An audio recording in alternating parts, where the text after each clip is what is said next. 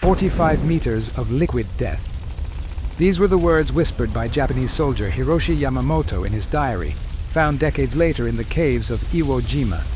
What he was describing was not just a weapon, it was a technological revolution that would forever transform the nature of warfare in the Pacific. When the first American M1A1 flamethrowers entered action in 1943, carrying 29.5 kilograms of napalm fuel and capable of projecting flames at a distance no Japanese soldier imagined possible, they didn't just change combat tactics, they broke the very psychology of Japanese resistance.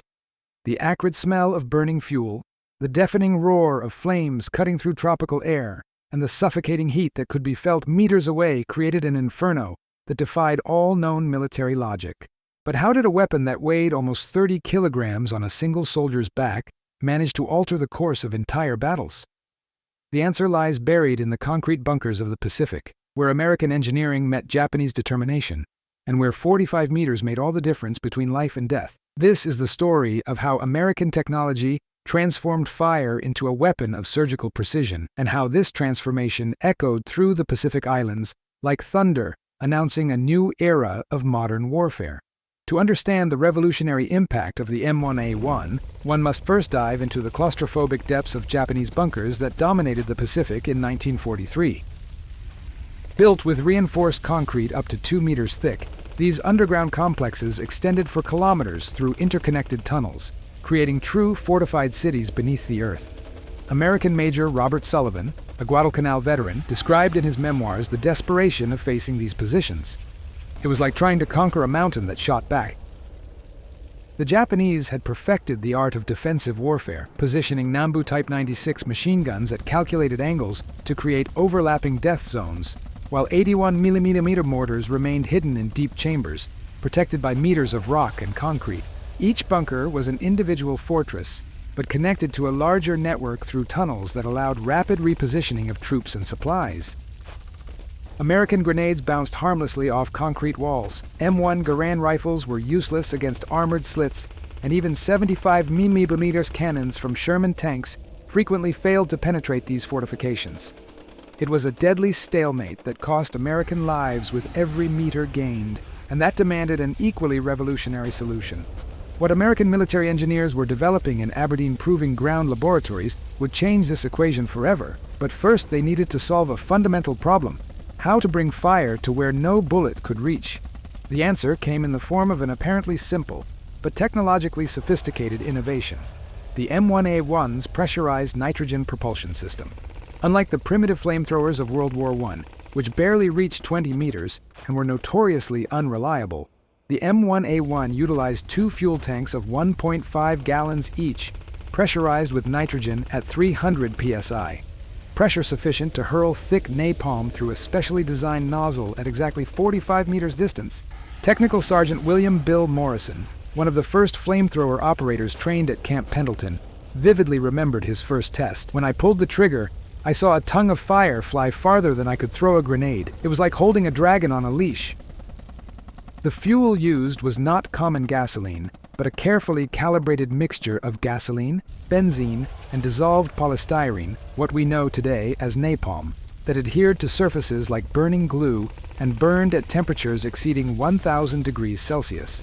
The total weight of 29.5 kilograms was distributed through an ergonomic harness that allowed surprising mobility, while the electrical ignition system guaranteed instant lighting even in tropical high-humidity conditions. But the true genius of the M1A1 lay in its range. 45 meters meant an operator could attack a bunker while remaining outside the effective range of most Japanese small arms, transforming what was previously a suicide mission into a viable tactical operation. It was an advantage the Japanese simply had not foreseen in their defensive calculations. The first documented encounter between the M1A1 and Japanese fortifications occurred in Bougainville in November 1943, and the result was as devastating as it was unexpected. Corporal James "Jimmy" Chen, a Japanese-American from the 442nd Combat Regiment, who served as an interpreter, recorded in his diary the first Japanese radio transmissions intercepted after the attack. They were screaming about American dragons and fire that flies through the air. What the Japanese witnessed that day defied their tactical understanding. American soldiers positioned at a distance they considered safe projecting flames that reached and penetrated their most protected positions. Lieutenant Takeshi Nakamura, captured after the battle, described the experience under interrogation. "We saw the fire coming from very far away, but we couldn't believe it would reach us. When it did, it was too late to escape." Napalm didn't just burn, it consumed oxygen inside bunkers, creating an unbreathable atmosphere that forced defenders to choose between asphyxiation and direct fire exposure. Even more disturbing was the psychological effect. Japanese soldiers who had resisted artillery bombardments and infantry attacks for weeks began abandoning positions considered impenetrable after just minutes of M1A1 exposure. Major Sullivan observed in his official report, "In 6 hours, we conquered positions we had tried to take for 6 weeks.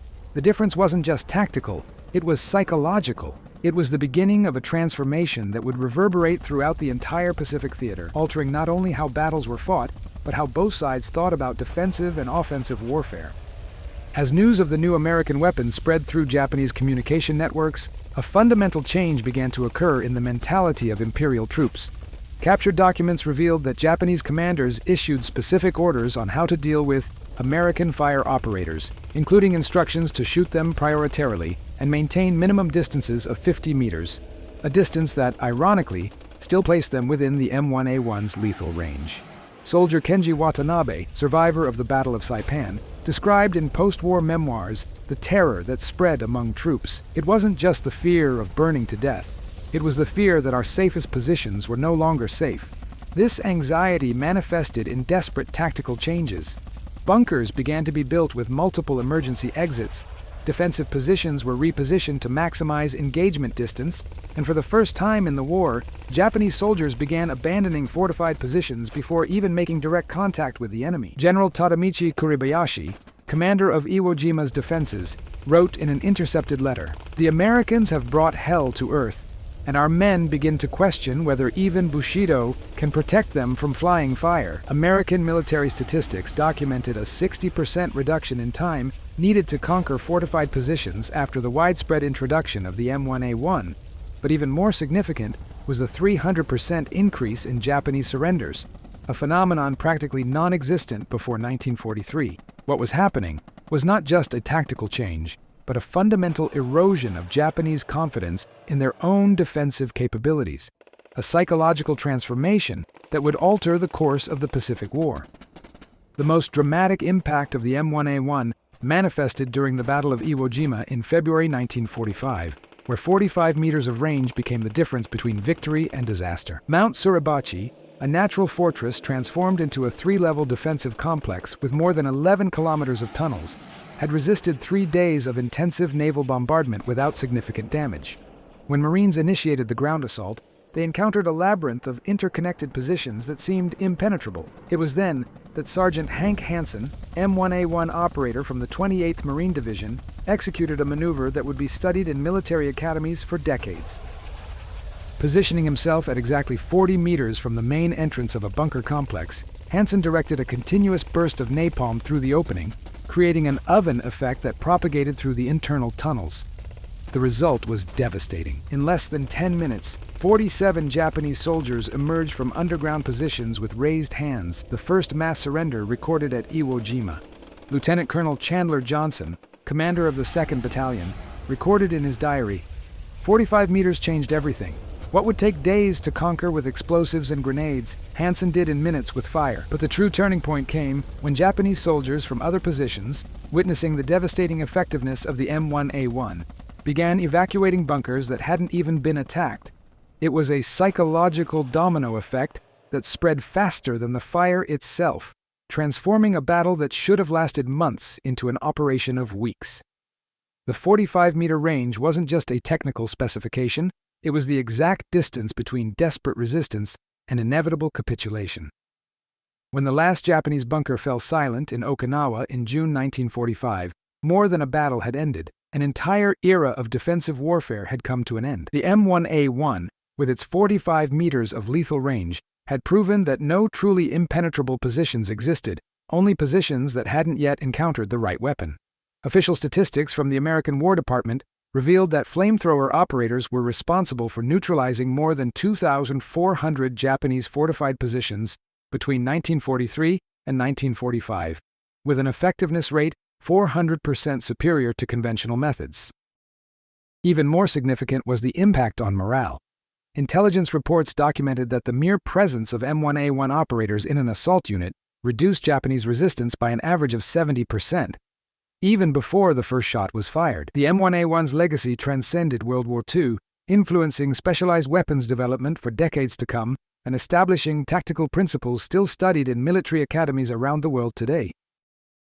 Japanese veterans, in interviews decades after the war, frequently cited the American flamethrower as the moment they understood that technology had rendered their most reliable defensive strategies obsolete.